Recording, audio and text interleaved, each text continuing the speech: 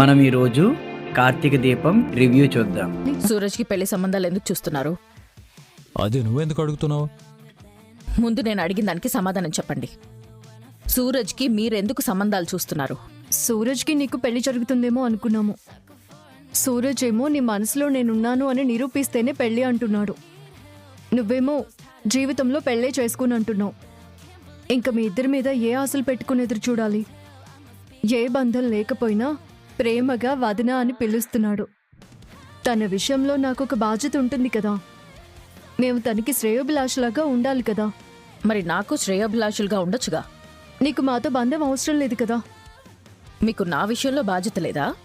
అది నువ్వు కోరుకోవట్లేదు కదా. నేను అలా అనుకునేదాన్ని అయితే ఇక్కడికి ఎందుకు వస్తాను? ఇవన్నీ కాదు జోష్న. మనకి బంధాలున్నాయా? ఏనాడైనా నువ్వు ప్రేమగా వరుస పెట్టి పిలిచావా? లేదు. మరి నీకోసం మేమెందుకు ఆలోచించాలి? అదేంటి, నా పెళ్లి మీ బాధ్యత అన్నారు కదా. నువ్వు జీవితంలో పెళ్ళే చేసుకోను అని చెప్పావు కదా. అయితే వదిలేస్తారా? నువ్వే మామూలు వదిలేసావు. మీరు సూరజ్కి సంబంధాలు చూడ్డానికి వీల్లేదు. ఎందుకు? ఎందుకు అనేది మీకు అనవసరం.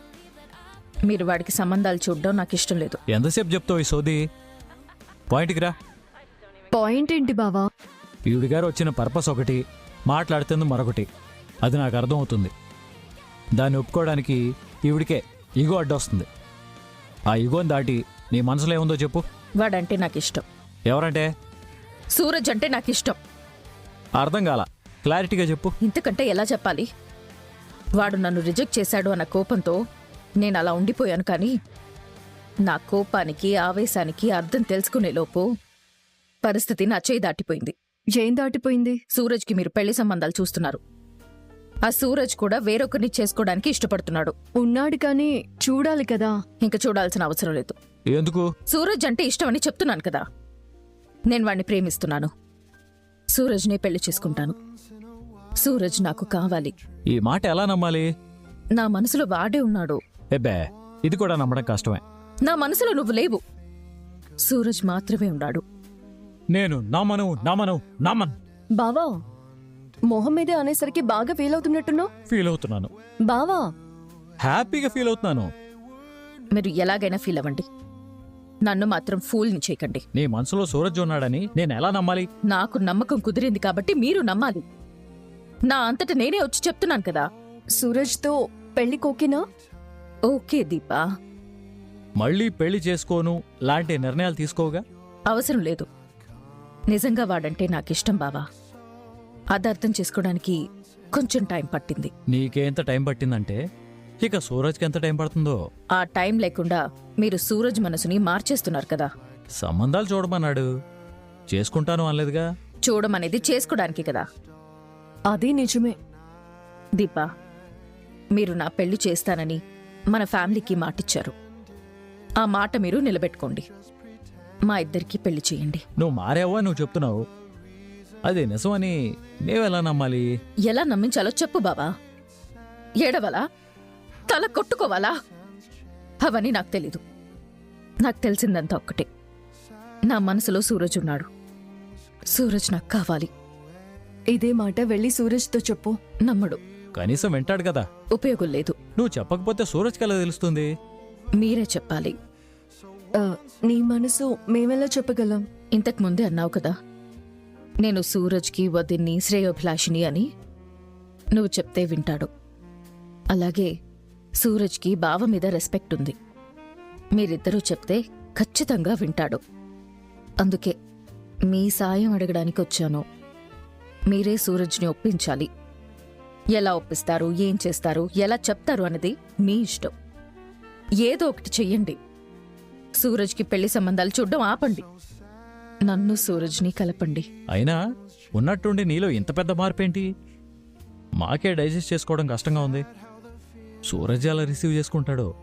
ఎందుకు నమ్మరు? సొంత బావ చేతే అగ్రిమెంట్ రాయించుకున్న జోస్న ఇంత మంచిగా ఎలా మారిపోయిందా అనుకుంటాడు. నాకు అగ్రిమెంట్తో పనిలేదు. అసలు అది నాకు అవసరం లేదు. అయినా సరే దాన్ని నా దగ్గర ఎందుకు పెట్టుకున్నానో తెలుసా? మీరు నాకు పెళ్లి చేస్తారని. నమ్మొచ్చా? నమ్మాలి బావా. నా అంతట నేనే వచ్చి చెప్తున్నాను అంటే నమ్మాలి. లేదంటే నిన్నేమైనా నేను అగ్రిమెంట్ పేరుతో బెదిరిస్తున్నానా? లేదు కదా. నాకు సూరజ్కి పెళ్లి చేయండి. ఆ అగ్రిమెంట్ ఆ రోజే ఆ పెళ్లి మండపంలోనే చింపేస్తాను. మేము నిన్ను నమ్ముతున్నాంలే. బావకే కాదు దీపా, నీకు నేను న్యాయం చేస్తాను. ఏంటది? నువ్వే శివనారాయణ గారి అసలైన మనవరాలివని ఈ పెళ్లి తర్వాత అందరికీ చెప్పేస్తాను. ఆఫర్ ఇస్తున్నావా? అర్థం చేసుకోమంటున్నాను బావా. నాకు అగ్రిమెంట్ అవసరం లేదు. అలాగే జీవితాంతం దీపని అమ్మా నాన్నలకి దూరం చెయ్యాలని కూడా అనుకోవడం లేదు. ఓ, ఇక్కడున్నారా? ఏం మాట్లాడుకుంటున్నారు వీళ్ళు?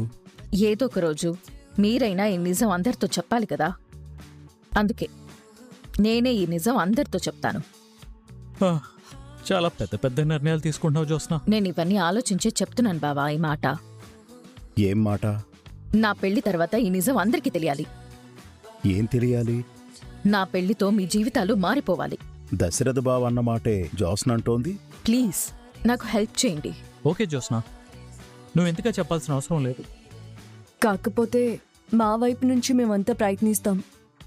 నీ వైపు నుంచి నువ్వు ఒక అడుగు ముందుకు వేయకపోతే నీ మనసేంటో సూరజ్కి తెలియదు జ్యోత్స్న. నేనంటే ఆలోచించు.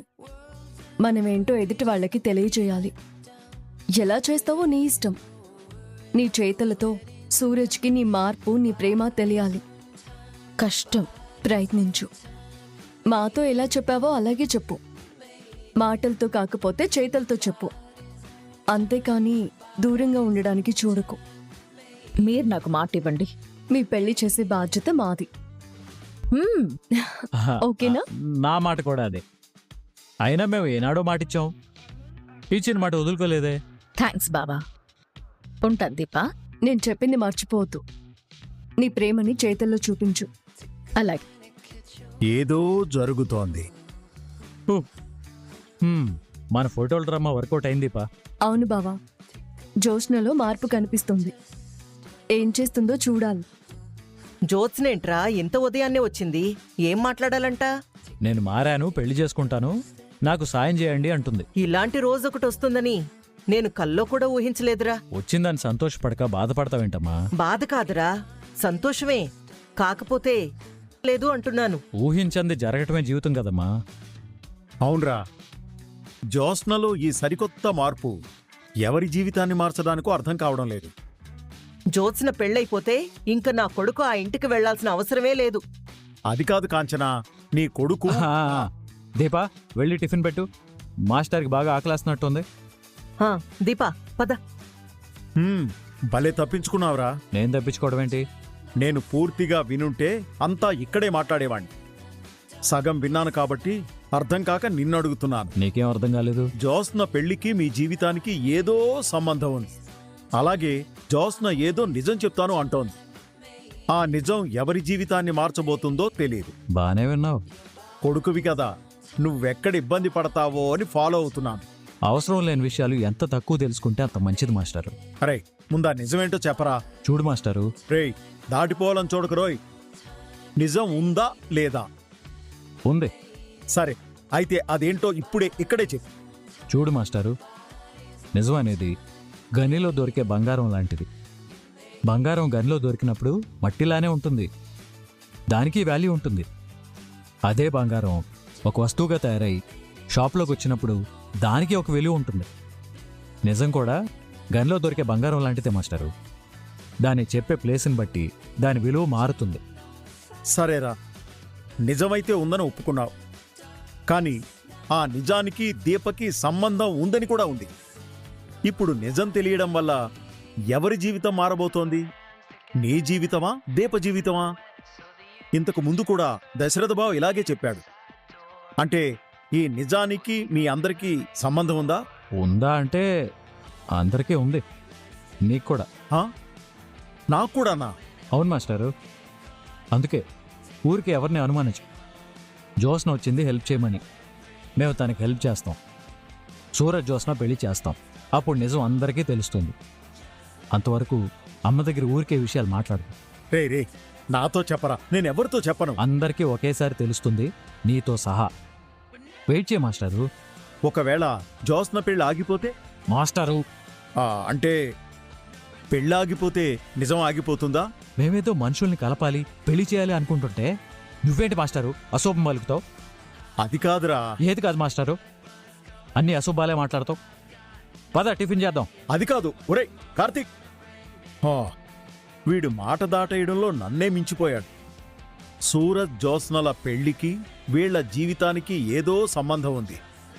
నేను బయట నుంచి వస్తుంటే కిచెన్లో నుంచి సౌండ్స్ వస్తున్నాయండి. మనం లేని టైంలో పిల్లి దూరిందా ఏంటి? పిల్లి కాదు, పిల్లే. ఏంటన్నా? సౌండ్స్ వస్తుంటే వంటింట్లోకి పిల్లి దూరిందేమో అనుకున్నాను. అయినా నువ్వేంటి నా వంటగది మీదకి యుద్ధానికి వచ్చావు? కాఫీ పెట్టడానికి. మీ ఇంట్లో కిచెన్ లేదా? ఉంది. అక్కడే పెట్టుకోవచ్చుగా. నాకిక్కడే పెట్టాలనిపించింది. వచ్చే ముందు పర్మిషన్ తీసుకోవాలి కదా. ఇది నా ఇల్లు. నేను ఎవరి పర్మిషన్ తీసుకోవాల్సిన అవసరం లేదు. రూబాబ్ చేయడానికి వచ్చావా? అలా కనపడుతున్నానా నీకు? నాది నా ఇష్టం అని అంటేను. అది నిజమే కదా. ఇంతకీ నన్ను ఉండమంటారా లేదంటే కాసేపు బయటికి పొమ్మంటారా? ఎక్కడికి పోతావు? ఇదంతా నీదే కదా, నీకు ప్రైవసీ ఇద్దామని. అవసరం లేదు. నాకు కావాల్సిన ప్రైవసీ నేను తీసుకుంటాను. అయితే కాఫీ తాగు. కాఫీ పెట్టింది నాకు కాదు. ఎవరికి? నీకే. ఎందుకు? తాగు. నువ్వే తాగు. నీకోసం చేశాను, తాగు. అంత ప్రేమ దేనికో? కొన్నింటికి మాటలుండవు. నీ చేతలకి అర్థాలే ఉండవు. అర్థం చేసుకోవాలంటే మనసుండాలి. కాఫీ తాగాలంటే మూడు ఉండాలి. దానికంటే ముందు కప్పులో కాఫీ ఉండాలి. ఉంది కదా. అయితే తాగు. స్మెల్ బానే ఉంది. కాఫీ కూడా బాగుంటుంది. నువ్వెప్పుడు ఎవరికి ఇలా కాఫీలు టీలు పెట్టవు కదా. పెట్టాను అంటే నువ్వే అర్థం చేసుకోవాలి. దీంట్లో ఏం కలపలేదు కదా. కలిపాను. ఏంటి? షుగర్, ఇంకా కాఫీ పౌడర్. ఇంకా నీ డౌట్ ఏంటి? దీంట్లో కలపకూడదు ఏదైనా కలిపావేమోనని. నిన్ను చంపడానికి కాఫీతో ప్లాన్ చేశాను అనుకున్నావా? నమ్మలేం కదా. నిన్నేమైనా చేస్తే నాకేం వస్తుంది? మనశ్శాంతి. అది నీ దగ్గరుందా? నేను పోతే వస్తుంది. నేను అలా అనుకోవడం లేదు. నేను అలాగే అనుకుంటాను. అన్నీ నువ్వే అనుకుంటే ఎలా?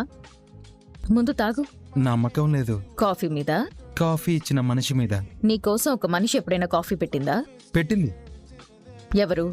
పని మనిషి. బాబు సూరజ్, నేను చెప్పేది పని వాళ్ళ గురించి కాదు.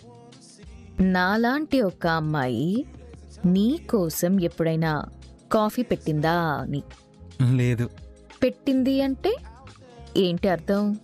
ఎవిడెన్స్ లేని మర్డర్ ఏదో ప్లాన్ చేసింది అని అర్థం. నెగటివ్గా తప్ప పాజిటివ్గా ఆలోచించవా?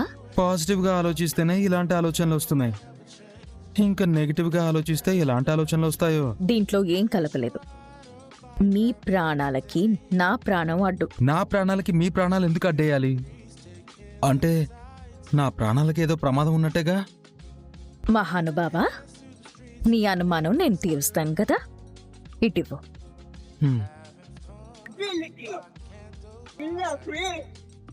ఇంకోసారి తాగు. అనుమానం తీరిందా? దీంట్లో ఏదైనా కలిపి ఉంటే నాకు ఏదో ఒకటి అవ్వాలి కదా. ఏం కాలేదంటే దాంట్లో ఏం కలపలేదు అని. ఓకే, తాగు. గుడ్. తాగు, బాగుంటుంది. అవును, నా కోసం నువ్వే వచ్చి కాఫీ పెట్టావు అంటే దీని వెనక ఇంకేదైనా కారణం ఉందా? నువ్వు తెలివైన వాడివి కదా, కనిపెట్టు. కనిపెట్టాలంటే బ్రెయిన్ వాడాలి. నేను అనవసరమైన వాటి గురించి బ్రెయిన్ వాడను. వాడొద్దు, నీ దగ్గరే పెట్టుకో. నాకు కాఫీ పెట్టావు కదా, మరి నువ్వెందుకు పెట్టుకోలేదు? బాబు అడ్వైజర్, అందరికీ సలహాలు ఇవ్వడం కాదమ్మా, ముందు నీకు నువ్వు సలహాలు ఇచ్చుకో.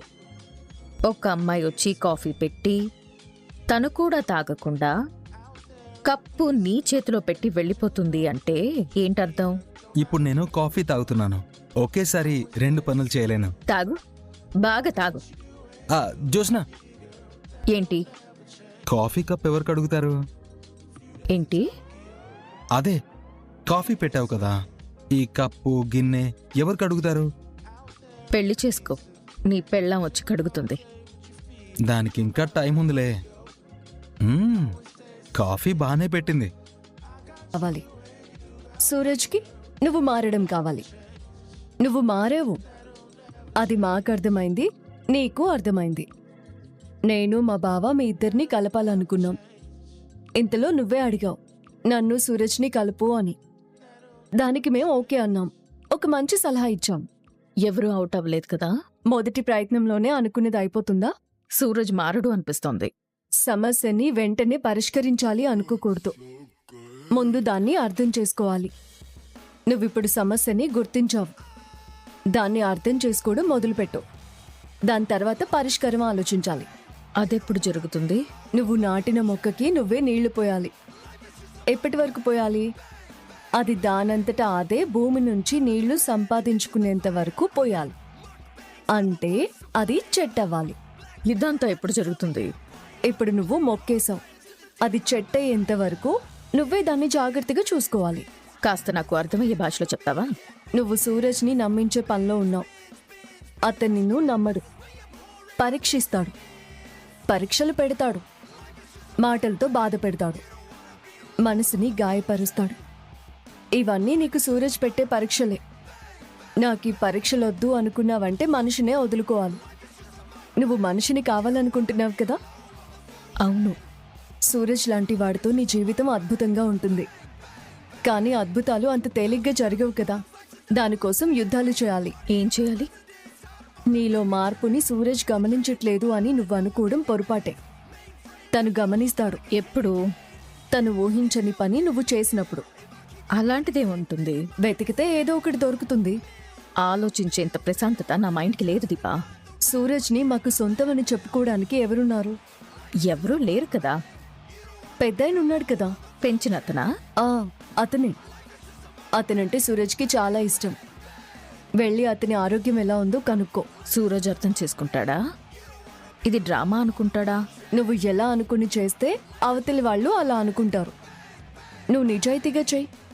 సూరజ్ నిజాయితీగా అర్థం చేసుకుంటాడు. అంతేనంటావా? ప్రయత్నం చేయి జోష్నా.